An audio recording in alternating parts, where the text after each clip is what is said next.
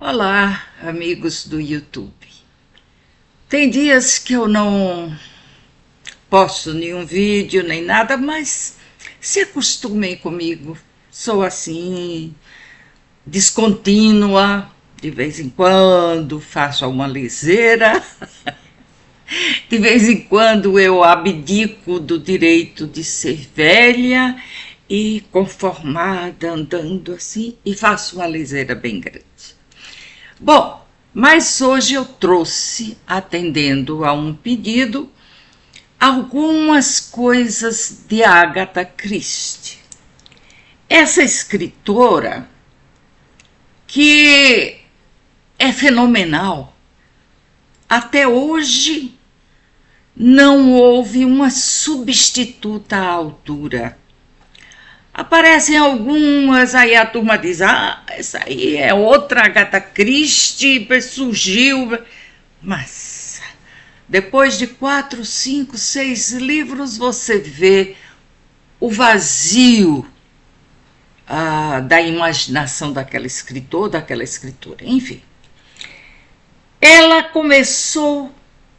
Dizem que ela era disléxica. Eu nunca vi confirmação disso, até porque à época dela esse diagnóstico era desconhecido. E sobre ela já se escreveram muitas, mas muitas biografias. Somente eu tenho 3 aqui. Uma autobiografia, portanto da própria Agatha, e 2 biografias autorizadas sobre ela. E é tudo formidável, mas as pessoas se prendem muito a um fato que aconteceu na vida de Agatha. Foi quando ela, depois que ela descobriu a traição do marido e que eles iam se separar, ela some. Ela tem um lapso, mas um lapso muito interessante, porque ela fez a sua malinha, tudo direitinho, e foi bater numa estação de veraneio, de estação de águas, qualquer coisa assim, e, bem ironicamente, deu o nome da amante do marido como seu. E não deu notícias a ninguém sobre onde estava, até que foi descoberta, usando tranquilamente todas as instalações de banhos e de restaurantes do local onde ela estava. Foi descoberta por um jornalista e ficou tudo por isso mesmo. Para mim, esse fato é assim deliciosamente irônico. Mas eu vim falar da Agatha Christie, escritora. A Agatha Christie, esposa, mãe, na verdade nunca me fascinou para ficar bisbilhotando as coisas sobre ela, não. Uma das coisas que eu sei sobre ela, interessante, é que geralmente quando ela escrevia um livro, ela dava para sua filha ler antes de o assassino ser anunciado. E a filha nunca conseguia adivinhar, nunca conseguia entender quem era o assassino. E isso ela se divertia a grande. Já outros dizem que a filha era a única que conseguia entender as tramas dela e saber quem era o assassino. Muito bem, esses livros que eu trouxe aqui para vocês fazem parte desse box, que a editora HarperCollins editou e é maravilhoso. Esse aqui é só sobre Jane Marple. Jane Marple foi uma figura que Agatha Christie criou e que tinha muitos traços dela, alguns traços dela. uma velhinha que mora numa vila chamada St. Mary Mead, e que entre os tricôs e os crochês e a jardinagem, ela vai observando a vida ao redor e ela vai deduzindo fatos. E quando acontecem, e como acontecem, crimes na sua vizinhança ou em sua própria aldeia, em sua própria vila, ela vai deslindando os casos. E esse aqui, A Maldição do Espelho, é fantástica. Porque um momento só. Uma famosa atriz de cinema compra uma mansão em St. Mary Mead.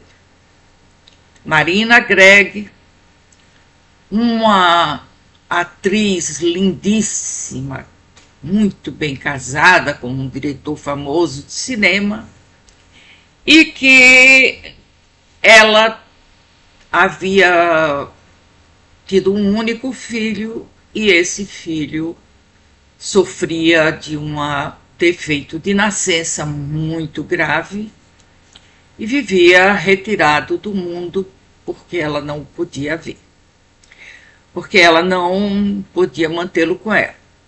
E ela resolve, num evento beneficente, convidar as pessoas da vila para conhecerem a sua mansão. E ali se reuniram várias pessoas, entre elas uma mulher extremamente faladeira, extremamente exuberante, extremamente boquirruta. Essas que têm, desculpem a expressão, diarreia verbal. Esse povo que começa a falar e não para. Como eu. E Heather Babcock vai e está entusiasmadíssima de conhecer Marina Gregg. E ali, quando ela se encontra com Marina, ela despeja toda a sua alegria, relata fatos, inclusive que há alguns anos ela estava de cama com rubéola e soube que Marina Gregg estava nas vizinhanças e ela largou a doença na cama e foi dar o seu abraço em Marina.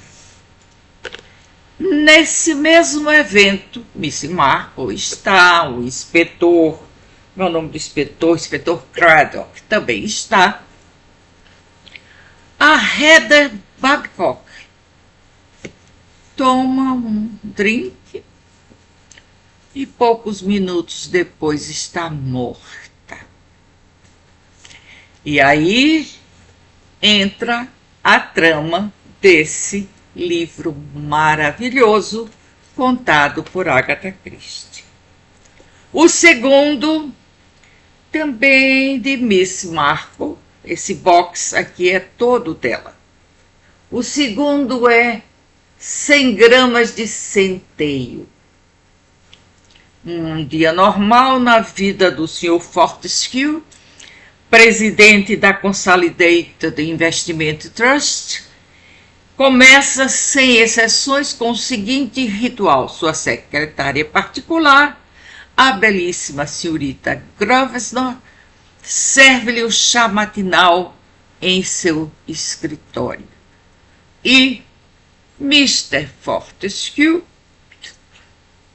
passa dessa para outra, que alguns costumam dizer dessa para melhor. Quem é que já voltou para dizer? Só a espiritada que acredita nisso. Bom, eu fui espírita, também acreditava, agora não acredito mais em nada. E então a perícia afirma que a morte foi causada por envenenamento. Mas quem teria interesse em assassiná-lo? E Miss Marple não vê alternativa senão entrar em cena para desmascarar o culpado. Esse segundo aqui, Nêmesis, faz parte de um que é um crime no Caribe. Mas esse aqui já se passa anos depois, quando ao folhear uma revista, um jornal vespertino, eu acho que é a idade, e eu vou fazer fono, porque eu estou tendo dificuldade de enunciar algumas palavras. Vocês já notaram isso? Que de vez em quando eu me atrapalho, e também estou ficando rouco, e como já fiz exame de garganta e tudo, é velhice. Essa bênção que Deus nos deu, para a gente curtir mesmo, sabe? É o tal do inferninho antecipado. Bom, enfim. Ela recebe a notícia da morte inesperada de um grande amigo, Jason Rafael, um multimilionário que a ajudara há poucos anos no Caribe a evitar uma tragédia. E esse caso aqui é extremamente complexo. Eu não vou fazer um resumo dele, porque aqui Miss Marple não sabe por onde começar quando ela se dá conta de que esse grande amigo dela foi assassinado, novamente, acho que por questão de herança, mas envenenado também. Então, Nêmesis, 100 gramas de centeio e a maldição do espelho. Desses aqui eu nem sei lhes dizer qual é o melhor, mas todos valem a pena. Todos, e essas caixas, eu me recuso a chamar box. Eu sou brasileira, por que eu vou falar box? Caixas. Essas caixas, nessas embalagens maravilhosas, são, assim, uma coisa formidável para dar um presente, entre outras coisas. Mas o que eu trouxe para vocês hoje são os venenos de Agatha Christie. Esse livro da Dark Side, portanto, com uma capa e uma edição maravilhosa, escrito por Catherine Harkup, traz todos os venenos usados literariamente por Agatha Christie em seus livros. Porque me causava espécie, de repente eu dizia assim, mas como é que ela... Que veneno é esse que eu nunca ouvi falar? E que eu sempre ficava atenta a essa questão dos venenos, da forma como os assassinatos se procediam. Tudo isso, vamos dizer assim, não era pretensão minha para cometer nenhum crime. Porque dizem que as mulheres são grandes envenenadoras, né? Aliás, na maioria dos casos, as mulheres optam pelo veneno para matar. Isso é tema de conversa, quando se trata de Agatha Christie. Então, dicionário de venenos de Agatha Christie, escrito por Catherine Harkup. E o interessante aqui é que ela cita o livro e o veneno que é usado naquele livro, então ela vai explicando o que é que foi usado ou não. E para completar essa nossa viagem pelas terras de Agatha Christie, não poderia deixar de trazer o principal personagem, a fenomenal criação de Agatha Christie, que foi Hercule Poirot. Um belga refugiado na Inglaterra à época da guerra, essa é a biografia de Poirot, que foi um agente secreto muito importante na época da guerra, e etc, etc. E quando se aposenta daqueles trabalhos, ele começa a ser detetive, a investigar crimes. E como Hercule Poirot investiga os crimes? Segundo ele, com a massa cinzenta. E aqui nós temos da LPM, Poirot, quatro casos clássicos. Entre os anos 30 e 40, ela escreveu os seguintes livros, tendo Poirot como carro-chefe. Tragédia em 3 atos. Eu não vou fazer o resumo desses livros, porque aqui é um volume só e não dá bem para abrir na página, etc. Tragédia em 3 atos, que se passa com um ator de teatro. Se preste triste. Eu recordo esse caso, Se Preste Triste, como um dos mais comoventes. Uma moça absolutamente formal, aristocrática, uma moça de caráter elevado, que ama um rapaz também devidamente comprometido com ela, mas que vai perder esse amor para uma jovenzinha muito linda e muito louca, que aparece depois morta.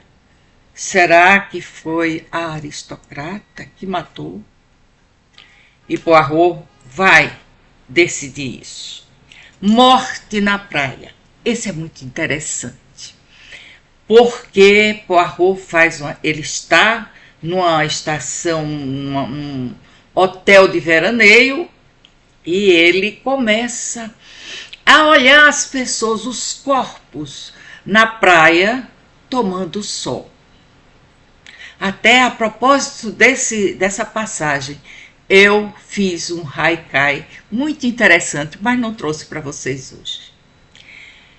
E ele, observando aqueles corpos ali, ele vê que as pessoas não são identificadas, são quase iguais. E acontece uma morte nesse hotel onde ele está, de veraneio, e ele vai decifrar esse caso. O que é que houve? Contestar o álibi de alguém. E, por fim, a mansão Hollow, que é um caso bastante complicado, em que ele tem que desvendar um assassinato acontecido na residência de uma grande amiga sua. E é muito difícil você cuidar, por exemplo, como médico, de parentes, e como um detetive, de amigos. E aqui Poirot vai se envolver em um assassinato acontecido na casa de uma grande amiga, e que, de uma certa maneira, implica a amiga dele nesse caso. Por hoje é só. Gostaram? Será que assim vocês vão me dar assim, dicas para que eu continue? Porque, olhe, Agatha Christie escreveu 82, 83, tanto romances como peças teatrais. Aliás, a peça teatral dela, A Ratoeira, está em cena em Londres até hoje. É a mais antiga peça de teatro em cena até os dias de hoje. Tive o prazer de assistir em Londres e é espetacular. É espetacular, é pouco para dizer a perfeição que é A Ratoeira. Então, queridos, queridas, bom domingo para vocês e tchau!